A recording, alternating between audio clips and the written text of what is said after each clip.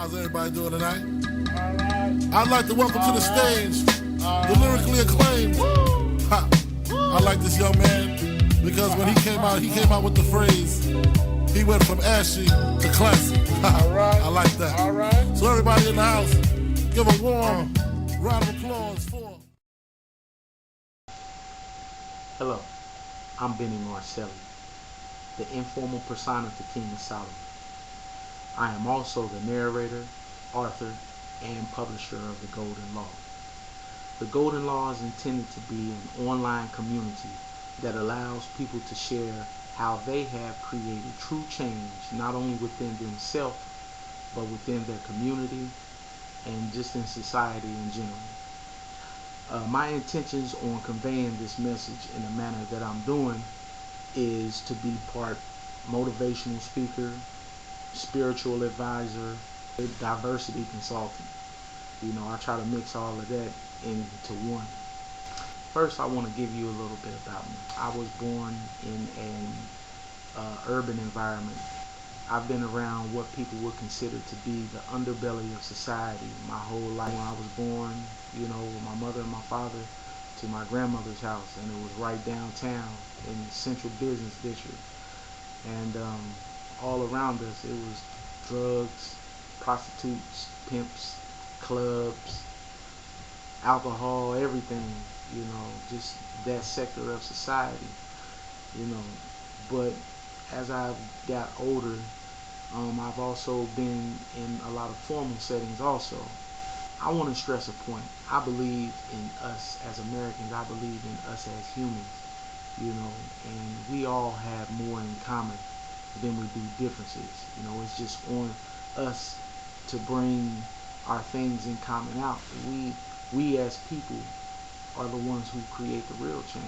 Throughout my life and throughout all of my experiences and being around all the different people I've been around, one thing that I've always maintained and has stuck with me is my core principles, you know, and that is to treat people as I would want to be treated. And that's how I come up with this concept of the Golden Law, because I feel like we need to get back to that. We need to get back to treating our neighbors as we would want to be treated. Another thing that I want to say is that I personally denounce violence. I've seen so much in my life. I have done violence. I have been a part of violent acts, and I have had violence done to me. And I feel like it has no place in our society, and it definitely doesn't have no place within me. All I'm asking to be a part of this movement is to continually seek progress, you know, and it don't matter where you come from or how others view you. If you continually seek out progress, you know, you will be successful. You don't fall into a mode of complacency. You know, complacency is the killer of progress. We always remember that we as people, as world citizens, you know, we have much more in common than we have differences. I want to begin this topic by stressing the importance of education.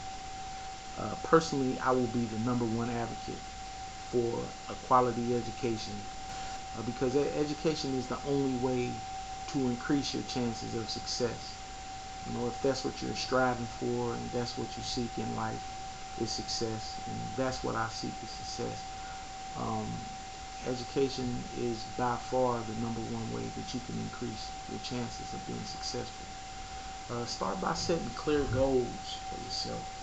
You know, it begins with one point of emphasis. I want to get here, you know, and, you know, as you develop your education, develop your skill set, keep your goal in mind, and one day you'll reach that goal. For me, obtaining my college degree has been my #1 goal in life. Here I'm, you know, a couple months away from obtaining my college degree, and, you know, I just want to say that that was my personal goal. What my education has allowed me to do is to articulate my message.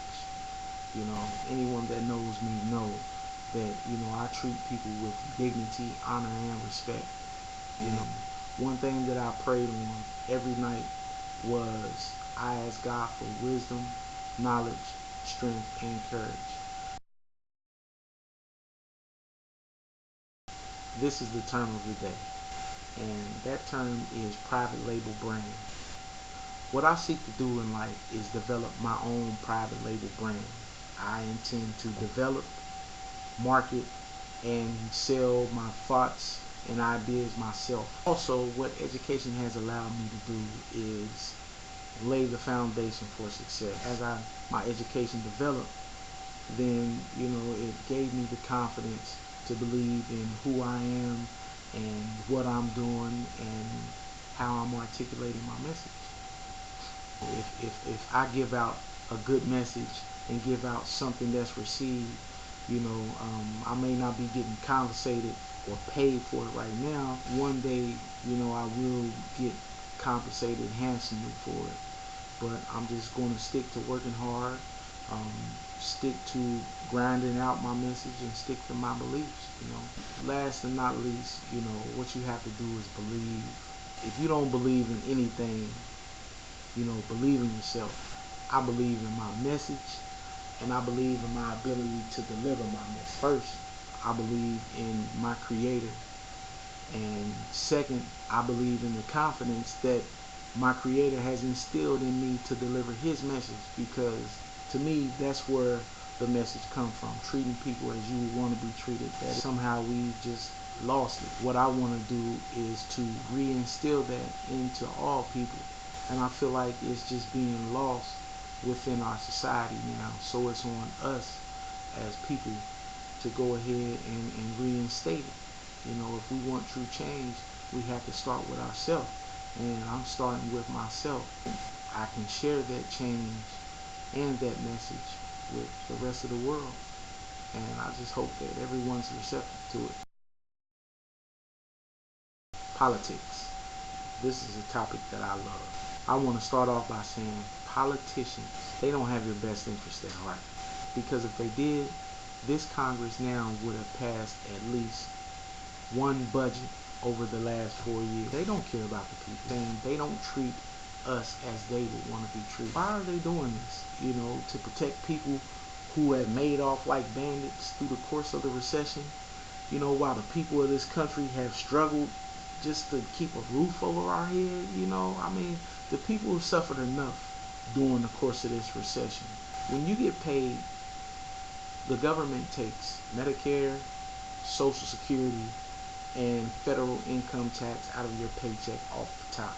Even before you get to go home and buy a loaf of bread to put on the table, even before you get to pay your electric bill to keep the lights on, even before you get to pay your mortgage, the government takes their cut off the top.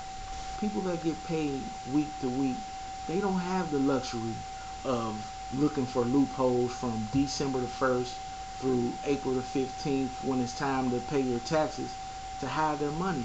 You know what I'm saying? We're looking for ways to float the phone bill until next week so that we can pay the electric bill this week.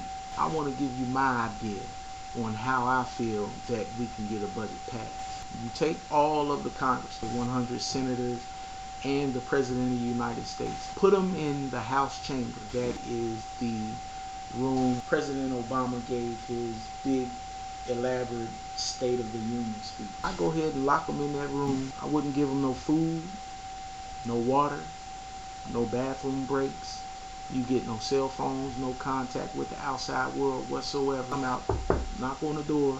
Hey, we got a bill. We ready to go, and it's beneficial to the people. Take the bill, lock the room back, come back out here, and we're going to read the bill and make sure it's satisfactory to us.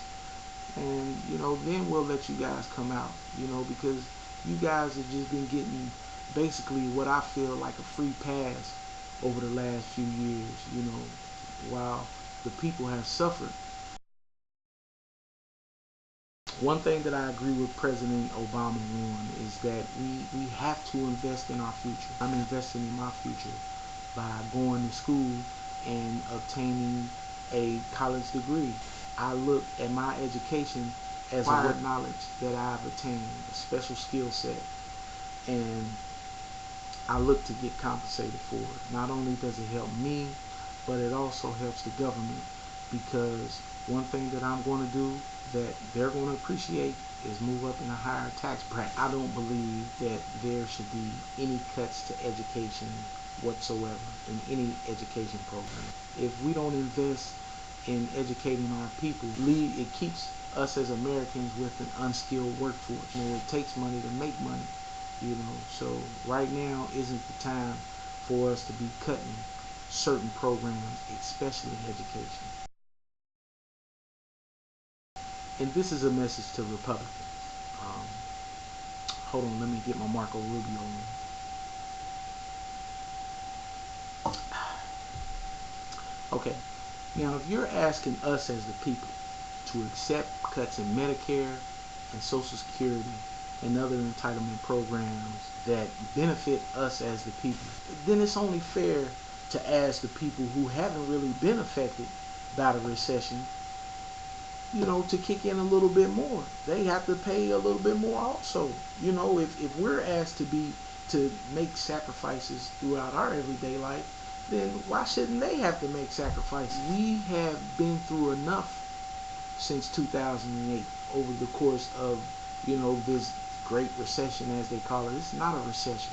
You know, don't let nobody fool you. It is a depression. One thing that I can see and I honestly feel is that, you know, we're coming out of this thing. You know, it was a period in time over the course of the last year, you know, when things were so bad that I was getting frustrated, you know, and I had a few choice words for Mr. President myself. I kind of felt in my heart of hearts after the election, no matter which way it went, that things would start ticking up, man, and, you know, it's starting to tick up, you know, so right now is definitely not the time to be making cuts in programs such as education. You know, I will always believe in that. And that is a lesson for Republicans in the golden law. Treat others as you would want to be treated.